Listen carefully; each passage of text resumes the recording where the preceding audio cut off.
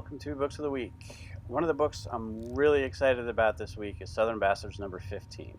It's been on a bit of a hiatus lately. It's something Image started with Saga, and it's kind of caught on, and it's kind of a good thing.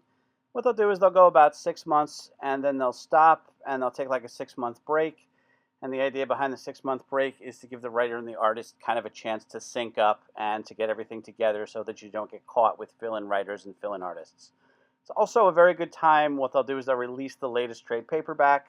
That way you can, if people reading it in trade can kind of catch up, and if they want to jump onto the floppy issues, they can do that too. Southern Bastards is probably one of the best titles, if not the best title, on the stand today. It's one of those titles you can hand anybody and they will enjoy it. It's our go-to book when people come into the store looking for something good to read.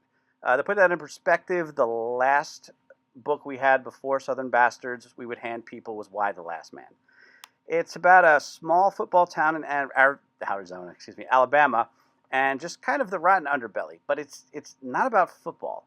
It's kind of like when you tell people that who've never seen Rocky before that Rocky isn't about boxing. They kind of get it, but they won't really understand it until they see the movie. So if you're not reading this book, do yourself a favor and do check it out. We do have the first trade in stock. Like all Image trades, the first trades are $9.99, which, last month's issue of Deadpool was $9.99, and I guarantee you'll get a little bit more out of this. Just want to take a minute and point out that Faith number 5 will also be coming out this week. It is the cover with none other than Hillary Clinton, candidate for the President of the United States, on it. We don't like to get too political here at the Fallout Shelter, and of course that's pretty much a big lie, because anybody who's stopped in the last 4 months has pretty much known that more political talk goes on here than an average episode of Meet the Press lately. But we just wanted to remind people that it's here, it's out. I don't think they're pushing any sort of agenda. It's just, it's a regular comic. It's kind of fun, and this is a very memorable election, so it's here if anybody does want to give it a read. Thanks. Shade the Changing Girl number 2 is also new this week.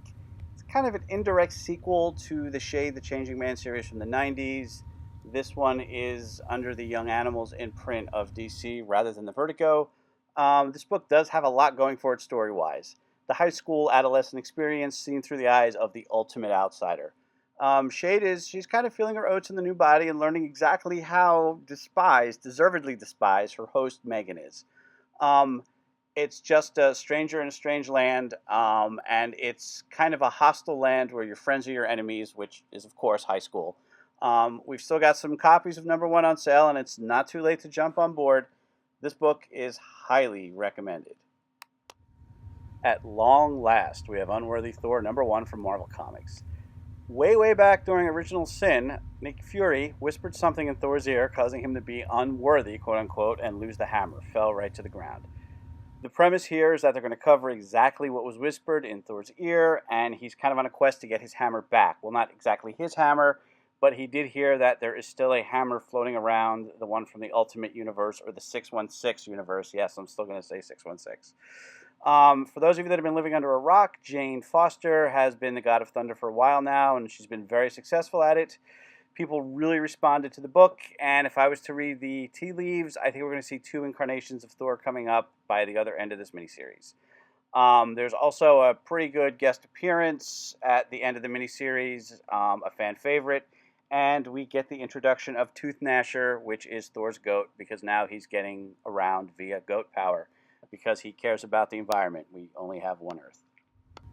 And lastly, I would be remiss if I didn't mention that Sonic Mega Drive One Shot is also out this week.